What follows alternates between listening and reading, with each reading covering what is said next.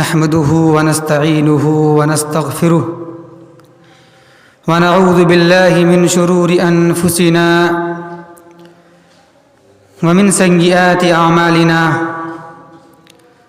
من يهده الله فلا مضل له ومن يضلله فلا هادي له وأشهد أن لا إله إلا الله وحده لا شريك له وأشهد أن محمدًا عبده ورسوله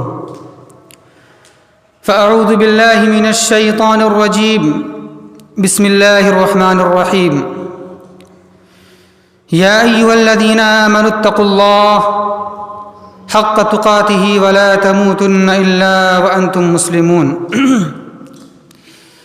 يا أيها الناس اتقوا ربكم الذي خلقكم من نفس واحدة وخلق منها زوجها وبث منهما رجالا كثيرا ونساء واتقوا الله الذي تساءلون به والأرحام إن الله كان عليكم رقيبا يا أيها الذين آمنوا اتقوا الله وقولوا قولا سديدا يصلح لكم أعمالكم ويغفر لكم ذنوبكم ومن يطع الله ورسوله فقد فاز فوزا عظيما أما بعد فإن أحسن الكلام كلام الله وخير الهدى هدي محمد صلى الله عليه وسلم وشر الأمور محدثاتها وكل محدثة بدعة وكل بدعة ضلالة وكل ضلالة في النار قال الله تبارك وتعالى في القرآن المجيد والفرقان الحميد فأعوذ بالله من الشيطان الرجيم بسم الله الرحمن الرحيم ومن يشاقق الرسول من بعد ما تبين له الهدى ويتبع غير سبيل المؤمنين نوله ما تولى ونصله جهنم وساءت مصيرا محترم سامعین کرام و معزز حاضرین جمعہ،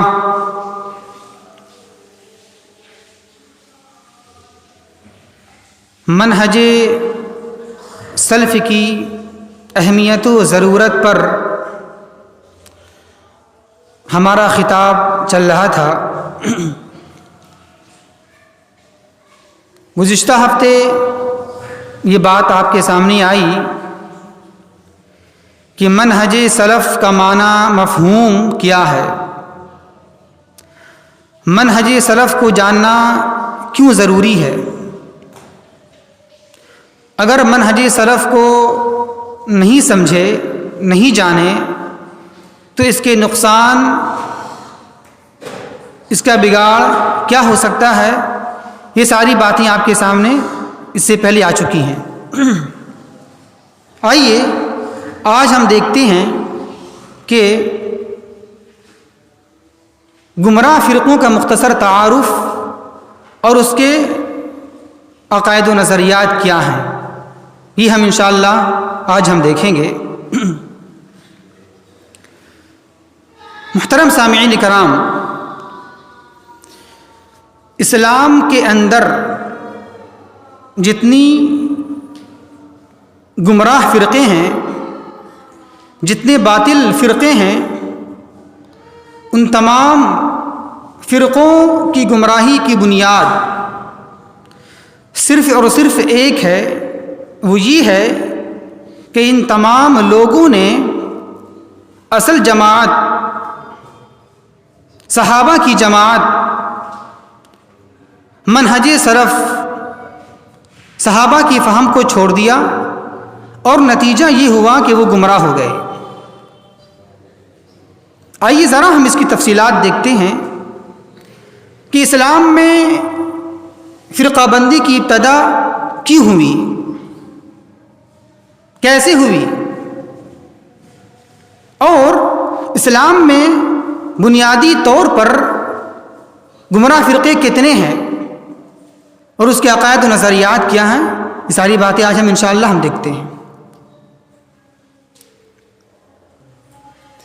ان سب چیزوں کو بیان کرنے کا ہمارا مقصد یہ ہے کہ ہم یہ سمجھیں، ہم یہ غور کریں کہ اسلام کے اندر جتنے باطل فرقے پیدا ہوئی ہیں ان سب کے پاس شریعت ہے، دین ہے، اسلام ہے، قرآن و حدیث ہے، اور سب یہی کہتے ہیں کہ ہمارا مذہب دین ہے، ہمارا مذہب مذہبی اسلام ہے۔ لیکن پھر سوال یہ پیدا ہوتا ہے کہ آخر وہ اسلام میں آنے کے باوجود بھی، ان کے پاس شریعت ہونے کے باوجود بھی، ان کے پاس دین اسلام ہونے کے باوجود بھی، ان کے سامنے قرآن و حدیث موجود ہونے کے باوجود بھی گمراہ کیوں ہو گئے؟ یہی وہ بنیادی باتیں ہیں جس کو ہم کو سمجھنا ہے، غور کرنا ہے اور اپنا جائزہ لینا ہے۔ اس کی روشنی میں ہم جائزہ لیں کہ کہیں ایسا نہ ہو کہ ہم بھی غلط فہمی میں اس کے شکار نہ ہو جائیں۔ تو اسی لیے ہم نے مناسب یہ سمجھا کہ گمراہ فرقوں کی گمراہی کی بنیاد اور اس کی جڑ کو بیان کر دیا جائے تاکہ ہم اس کی روشنی میں اپنا جائزہ لے سکیں اور اپنے آپ کو اچھا بنا سکیں۔ ہم آئیے ذرا انشاءاللہ اس کی تفصیلات ہم دیکھتے ہیں۔ اسلام میں فرقہ بندی کی ابتدا اس طرح ہوئی کہ تیسرے خلیفہ راشد حضرت عثمان غنی رضی اللہ تعالی عنہ کے دور حکومت میں سب سے پہلے سبائی فتنہ ظاہر ہوا، اور اس کا بانی کون تھا؟ عبداللہ بن سبا یہودی اس کا بانی تھا، اس کا اصل تھا، اس کی جڑ تھا کون؟ عبداللہ بن سبا یہودی۔ اس نے اسلام میں فتنہ انگیزی کے لیے، فتنہ پھیلانے کے لیے بظاہر ایمان لے آیا، مسلمان ہو گیا فتنہ پھیلانے کے لیے، اور اس نے حضرت عثمان غنی رضی اللہ تعالی عنہ کہ حق خلافت کے تعلق سے تو کچھ بولنے کی جرأت نہیں کر سکا، ہمت نہ کر سکا، لیکن یہ عبداللہ بن سبا یہودی نے عثمان غنی رضی اللہ تعالی عنہ کے نظم نسق، ان کے انتظام، ان کے انصرام کے خلاف باتیں کرنا شروع کر دیا۔ یہ کہا کہ آپ کے دور حکومت میں، آپ کی خلافت میں انتظام، انصرام، نظم نسق اچھا نہیں ہے، خراب ذرا سا، ٹھیک نہیں ہے یہ۔ تو بالآخر یہ ہوا سبائیوں نے مدینہ منورہ میں عثمان غنی رضی اللہ تعالیٰ عنہ کے گھر کا محاصرہ کر لیا، گھیر لیا، اور پھر اس سازش کے نتیجے میں 18 ذی الحجہ 35 ہجری کو ان بلوائیوں نے، ان سبائیوں نے عثمان غنی رضی اللہ تعالیٰ عنہ کو شہید کر دیا، مار دیا، قتل کر دیا، نعوذ باللہ۔ پھر عثمان غنی رضی اللہ تعالیٰ عنہ کی شہادت کے بعد جب انصار و مہاجرین کے متفقہ فیصلے سے علی رضی اللہ تعالیٰ عنہ خلیفہ بن گئے، حاکم بنا دیے گئے، امیر بنا دیے گئے، تو ان کے ساتھ ساتھ سبائیوں نے بھی بیعت کر لیا، حضرت علی رضی اللہ تعالیٰ عنہ کو اپنا خلیفہ مان لیا، اپنا حاکم مان لیا، اپنا امیر مان لیا، سبائیوں نے بھی۔ اب ادھر ایک طرح تو حال یہ ہے، دوسری طرف حال کیا ہے؟ ادھر حضرت معاویہ رضی اللہ تعالی عنہ نے علی رضی اللہ تعالی عنہ سے خون عثمان کے قصاص کا مطالبہ کیا کہ آپ قاتل عثمان کو ماریے، اس سے بدلہ لیجیے آپ، یہ مطالبہ پیش کیا۔ کون؟ امیر معاویہ رضی اللہ تعالیٰ عنہ نے علی رضی اللہ تعالیٰ عنہ سے کہ عثمان کے قاتل کو مارا جائے، اس کو چھوڑا نہیں جائے، مارا جائے۔ اور امیر معاویہ رضی اللہ تعالیٰ عنہ نے خود مجرم کو سزا دینے کے لیے، اپنے ہاتھ سے مجرم کو سزا دینے کے لیے ملک شام میں اپنی حکومت قائم کر لی، الگ اپنا حکومت قائم کر لی، الگ۔ اور اس کے نتیجے میں کیا ہوا؟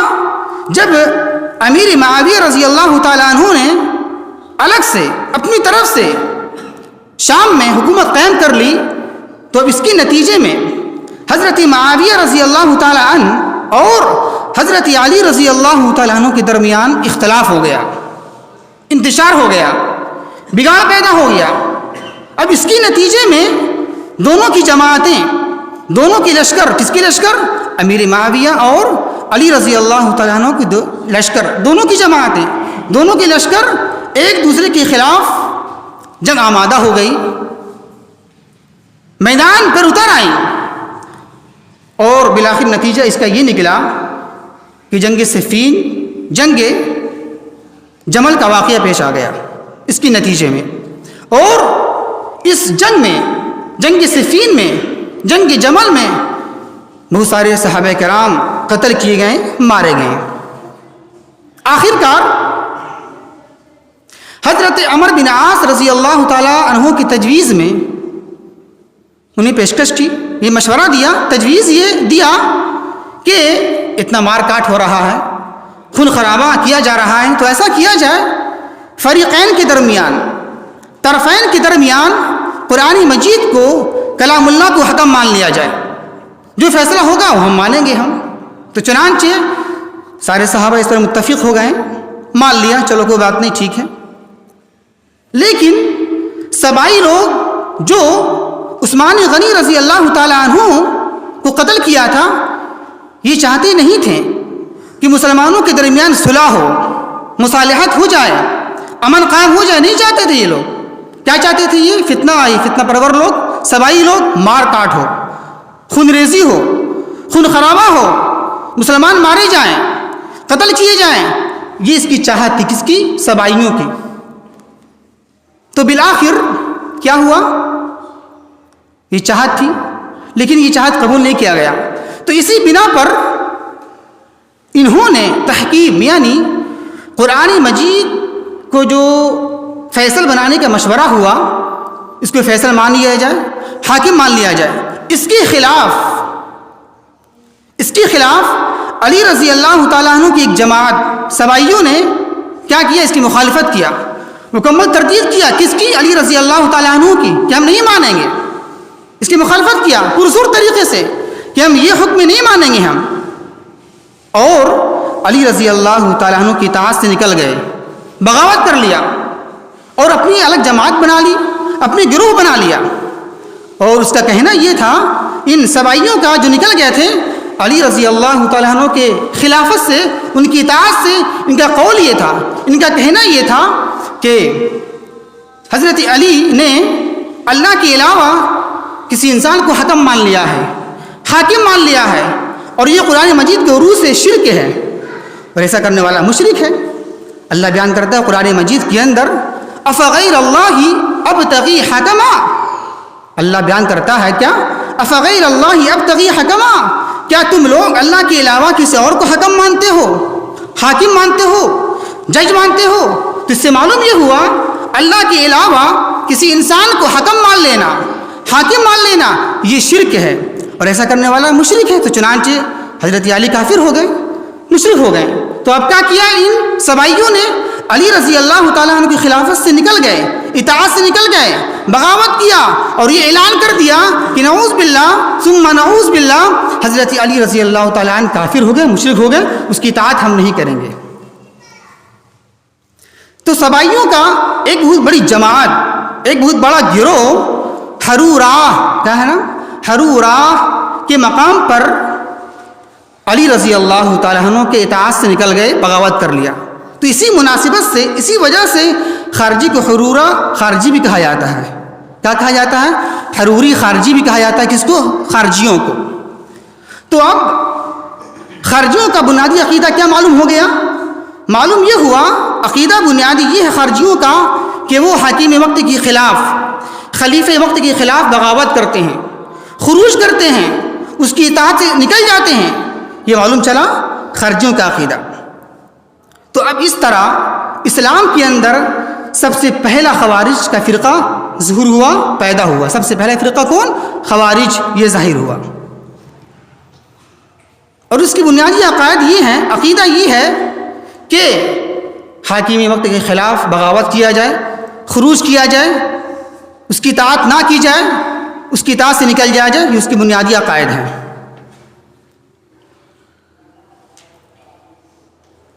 اب انشاءاللہ خوارج کی علامات کیا ہیں، اس کی صفات کیا ہیں، خوارج کے عقائد کیا ہیں، نظریات کیا ہیں، انشاءاللہ اس کے الگ مستقل موضوع بیان کریں گے الگ سے انشاءاللہ کبھی۔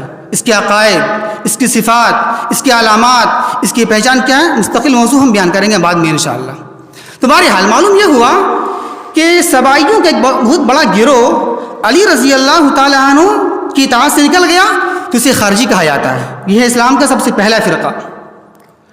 تو اب جو سبائی لوگ بچ گئے تھے علی رضی اللہ تعالیٰ عنہ کی جماعت میں، جب ان لوگوں نے یہ دیکھا کہ ارے ہم میں سے ایک بڑی جماعت، سبائی ایک بڑی جماعت علی رضی اللہ تعالیٰ عنہ کی خلافت سے نکل گئے، اس کی بات کو نہیں مانا، بغاوت میں اتر آئے، ان کو نعوذ باللہ کافر کہا، مشرک کہا، تو اب ان لوگوں نے اس کی ضد میں کیا، اس کی مخالفت میں کیا کیا، نعوذ باللہ علی رضی اللہ تعالیٰ عنہ کے مقام کو غلو کر دیا، ان کے مقام کو بڑھا دیا، غلو کا راستہ اختیار کر لیا۔ تو اب یہ لوگ شیعان علی کے نام سے موسوم ہو گئے۔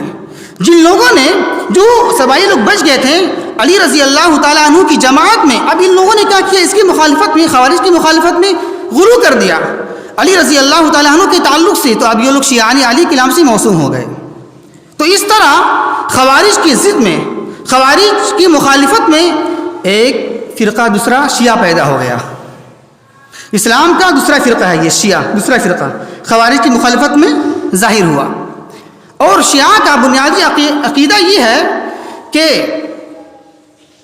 علی رضی اللہ تعالیٰ عنہ یہ اللہ کے رسول صلی اللہ علیہ وسلم کے وصی ہیں، اور آپ کے بعد یہ علی رضی اللہ تعالیٰ عنہ خلیفہ بلا فصل ہیں۔ کیا مطلب؟ شیعہ کا بنیادی عقیدہ یہ ہے کہ اللہ کے نبی صلی اللہ علیہ وسلم نے یہ وصیت کی تھی کہ میری بعد خلیفہ کس کو بننا ہے؟ علی کو بننا ہے، ان کو بنایا جائے۔ لیکن امت نے کیا کیا، سارے صحابہ نے کیا کیا، اللہ کے نبی صلی اللہ علیہ وسلم کے بعد ابو بکر رضی اللہ تعالی عنہ نے ان کو بنا کر خلیفہ بنا دیا۔ تو اس طرح سارے صحابہ نے غلط کیا ہے۔ کس کا عقیدہ ہے یہ شیعہ کا عقیدہ ہے کہ بننا چاہیے کس کو، علی کو، بن گئے ابو بکر رضی اللہ تعالیٰ عنہ۔ تو عقیدہ کس کا ہے؟ یہ شیعہ کا عقیدہ ہے۔ تو یہ مانتے یہ غلط ہے، ایسا صحابہ نے غلط کیا ہے اور کر کے کافر مرتد ہو گئے، نعوذ باللہ صحابہ کرام، ایسا نہیں کرنا چاہیے تھا۔ یہ کس کا ماننا ہے؟ یہ ماننا شیعہ کا ہے، ان کا یہ عقیدہ ہے۔ تو اب دیکھیے دو فرقے ظاہر ہو گئے، ایک خوارج اور ایک شیعہ، دونوں ایک کے مخالف ہیں، ایک دوسرے کے مخالف ہیں۔ تو معلوم یہ ہوا بالکل ابتدا میں، شروع کے دور میں، صحابہ کے دور میں سلف کے منہج کو چھوڑا، صحابہ کے منہج کو چھوڑا تو دو گمراہ فرقے پیدا ہو گئے، ایک خوارج اور ایک شیعہ۔ ایک جماعت نے، ایک فرقے نے صحابہ کو بالکل گھٹا دیا، ملیا میٹ کر دیا کہ صحابہ کافر ہیں، مشرک ہیں، اور ایک جماعت نے صحابہ کو اٹھا دیا، غلو کر دیا اور صحابہ کرام کی جماعت کو الوہیت کے درجے میں فائز کر دیا۔ تو دونوں گمراہ فرقے ہو گئے، دونوں جماعت گمراہ ہو گئی، دونوں فرقے گمراہ ہو گئے، خوارج بھی اور شیعہ بھی دونوں۔ پھر بعد میں ان دو فرقوں کے رد عمل میں کیا ہوا؟ پھر بعد میں، فوراً نہیں، پھر بعد میں ان دو فرقوں کے رد عمل میں مزید 4 فرقے وجود میں آئے۔ 4 فرقے، 2 فرقے پہلے سے تھے، خوارج اور شیعہ، پھر اس کے رد عمل میں 4 فرقے بعد میں پیدا ہو گئے۔ کون؟ قدریہ، جبریہ، مرجیہ، جہمیہ۔ آئیے ذرا اس کی تفصیلات دیکھتے ہیں کیا ہے یہ قدریہ۔ پہلے کیا ہے؟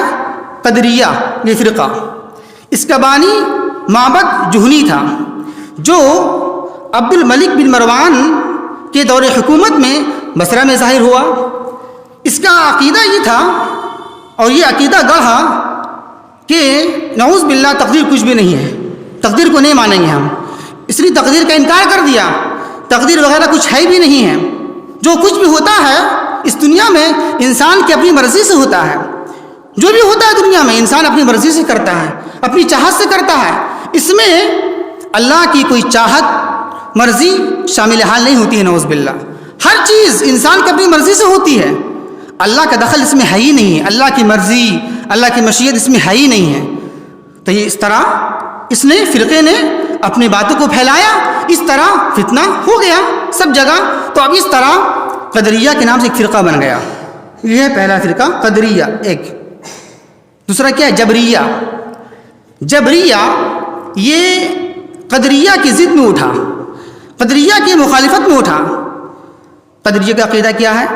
اس کا عقیدہ یہ ہے کہ ہر کچھ جو بھی ہوتا ہے انسان کی اپنی مرضی سے ہوتا ہے، انسان کی اپنی چاہت سے ہوتا ہے۔ اللہ کی چاہت اللہ کی مرضی نہیں چلے گی، ہر کچھ انسان کی اپنی مرضی سے ہوتا ہے۔ تو اب جبریہ نے کیا کیا؟ کیا کہا؟ اس کی ضد میں، اس کے مخالفت میں نہیں، کہ جو کچھ بھی ہوتا ہے انسان کی اپنی مرضی سے نہیں ہوتا ہے، اللہ کی مرضی سے ہوتا ہے۔ ہر کچھ انسان کی مرضی چلے گی نہیں، ہر چیز جو بھی وقوع پذیر ہوتی ہے اللہ کی مرضی سے، اللہ کی چاہت سے، مشیت سے ہوتی ہے۔ انسان کے اس میں دخل ہے ہی نہیں ہے، انسان کی اپنی مرضی اختیار کچھ بھی نہیں ہے۔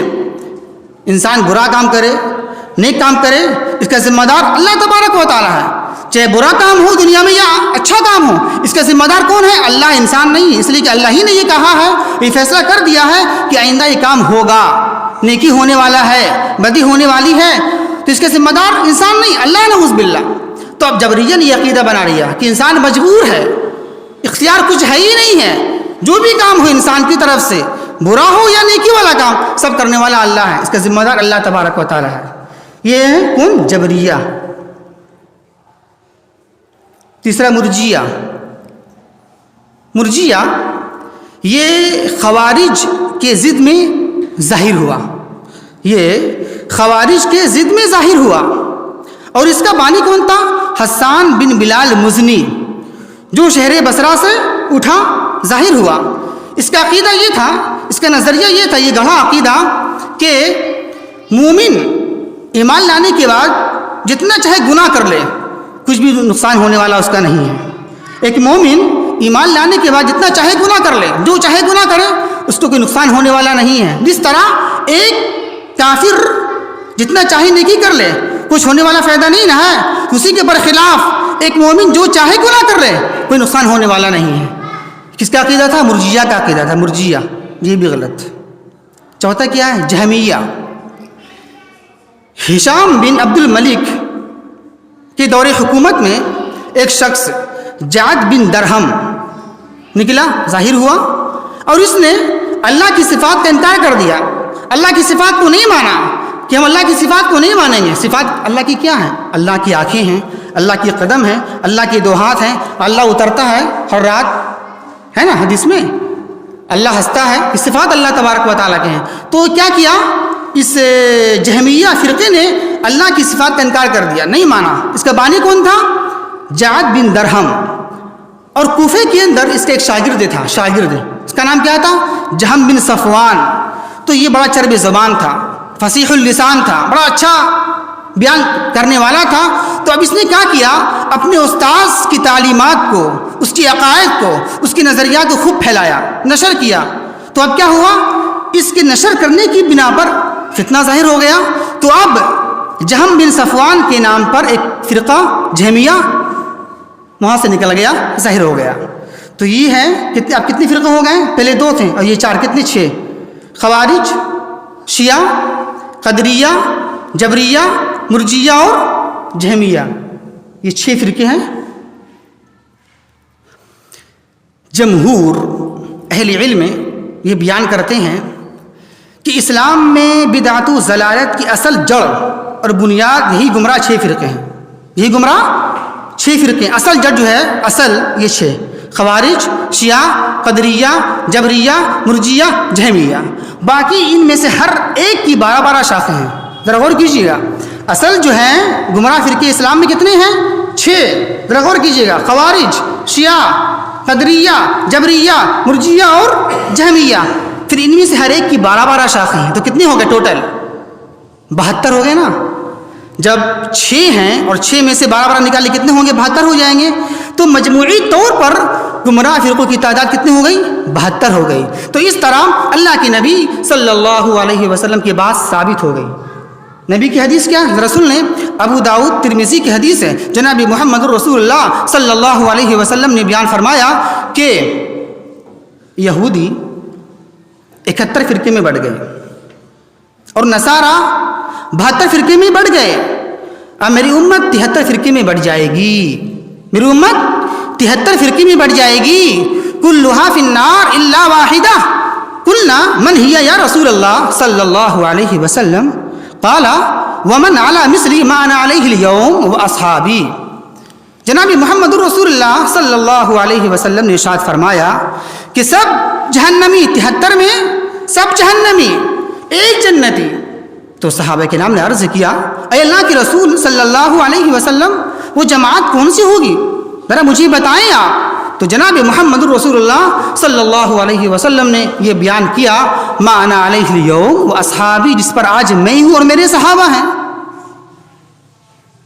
تو معلوم یہ ہوا نبی کی حدیث صادق آ چکی ہے، 72 فرقے گمراہ ہو جائیں گے اور ہو چکے بھی ہیں، ہو گئے بھی ہیں، 72 فرقے ہو چکے ہیں، نبی کی حدیث ہے اور ایسا ہو بھی گیا ہے۔ آئیے ذرا دیکھتے ہیں کہ 72 فرقے کون کون سے ہیں، اس کی تفصیلات ذرا دیکھتے ہیں۔ پہلے جانیں آپ، اس کو نظر میں رکھیں آپ، پہلے اصل گمراہ فرقے 6 ہیں نا، اب اس میں سے 12 شاخیں نکلیں گی، خوارج ہیں، شیعہ ہیں، قدریہ ہیں، جبریہ ہیں، مرجیہ، جہمیہ ہیں، پھر ان میں سے ہر ایک کی 12 شاخیں ہیں، تو 72 ہو جائیں گی۔ ذرا تفصیلات ذرا دیکھیں ہم، وہ گمراہ فرقے 72 کون کون سے ہیں، آئیے ذرا سا بتا دیا جائے سرسری طور پر، تاکہ ذہن نشی ہو جائے، کسی کو شک و شبہ نہ ہو کہ نبی کی بات ثابت آ چکی ہے۔ پہلا فرقہ کیا ہے؟ خوارج، اس کی 12 شاخیں ہیں، کیا؟ ازرقیہ، اباضیہ، ثعلبیہ، حازمیہ، خلفیہ، کوزیہ، کنزیہ، شمراخیہ، اخنسیہ، محکمیہ، معتزلہ، حروریہ، میمونیہ، 12 شاخ ہو گئی خوارج کی۔ اب سنیے روافظ، جو مین بنیاد جڑ ہے، اس کی بھی 12 شاخیں ہیں، کیا ہے وہ؟ علویہ، امریہ، شیعیہ، اسحاقیہ، نادوسیہ، امامیہ، زیدیہ، عباسیہ، متناسخہ، رجعیہ، لاغیہ، متربصہ، یہ کس کی شاخیں ہیں؟ روافظ کی شاخیں ہیں۔ اب آئیے قدریہ، اس کی بھی 12 شاخیں، کیا ہے؟ احمریہ، ثنویہ، معتزلہ، کسانیہ، شیطانیہ، شریکیہ، وہمیہ، ربویہ، بزیہ، ناکسیہ، قاسطیہ، نظامیہ، کس کی شاخیں ہیں؟ قدریہ کی شاخیں ہیں 12۔ اب آئیے چوتھا کیا ہے؟ جبریہ، اس کی بھی 12 شاخیں ہیں، کیا ہیں؟ مستریہ، افعالیہ، مفروغیہ، نجاریہ، مباینہ، کسبیہ، سابقیہ، حبیہ، خوفیہ، فکریہ، حسینیہ، معیہ، 12 فرقے ہوں گے۔ مرجیہ، بھائی مرجیہ، اس کی بھی 12 شاخیں ہیں، کیا ہیں وہ؟ تارکیہ، صائبیہ، راجیہ، شاکیہ، بحیثیہ، عملیہ، مستثنیہ، مشبہہ، حشویہ، ظاہریہ، بدعیہ، منقوسیہ، کس کی شاخیں ہیں؟ یہ مرجیہ کی 12 شاخیں ہوں گے۔ اب آئیے لاسٹ جہمیہ، اس کی بھی 12 شاخیں ہیں، کیا ہیں وہ؟ معطلہ، مرسیہ، ملتزقہ، واردیہ، زنادقہ، حرقیہ، مخلوقیہ، فانیہ، عریہ، واقفیہ، قبریہ، لفظیہ۔ تو یہ کس طرح ہو گئی؟ 12 شاخ ملا کے اب 72 ہو جائیں گی اس طرح۔ تو یہ ہے 72 فرقے ہو چکے ہیں اور اللہ کے نبی صلی اللہ علیہ وسلم کی بات ثابت ہو چکی ہے۔ ان تمام باتوں سے اور خلاصہ کلام کیا نکلتا ہے؟ یہ نکلتا ہے کہ اسلام میں فرقہ بندی کی ابتدا کیوں ہوئی، اسلام میں لوگ فرقہ بندی کے شکار کیوں ہو گئے، لوگ گمراہ کیوں ہو گئے؟ بنیادی وجہ ایک ہی، کیا کہ ان لوگوں نے صحابہ کی جماعت کو چھوڑ دیا۔ ذرا غور کیجیے گا، خوارج کہاں سے نکلے ہیں؟ انہوں نے چھوڑا کس کو؟ صحابہ کرام کو، بنیاد وہیں سے پڑی ہے خوارج۔ تو بنیادی اگر دیکھیں گے بنیاد بالکل، تو اس کا معلوم یہ ہوگا کہ ان لوگوں نے صحابہ کی جماعت کو، اصل جماعت کو، صحابہ کے منہج کو، صحابہ کے فہم کو چھوڑ دیا، نتیجہ گمراہ ہو گئے۔ تو انشاءاللہ یہ ہے گمراہ فرقوں کا مختصر تعارف اور اس کے عقائد و نظریات کی وضاحت ہم نے کر دیا۔ انشاءاللہ آگے باتیں بیان کی جائیں گی۔ اللہ سے دعا ہے کہ اللہ تبارک و تعالی ہمیں صحیح سمجھ کے توفیق عطا فرمائے۔ وما توفیق الا باللہ، انہ تعالی جواد کریم ملک بر رؤوف الرحیم۔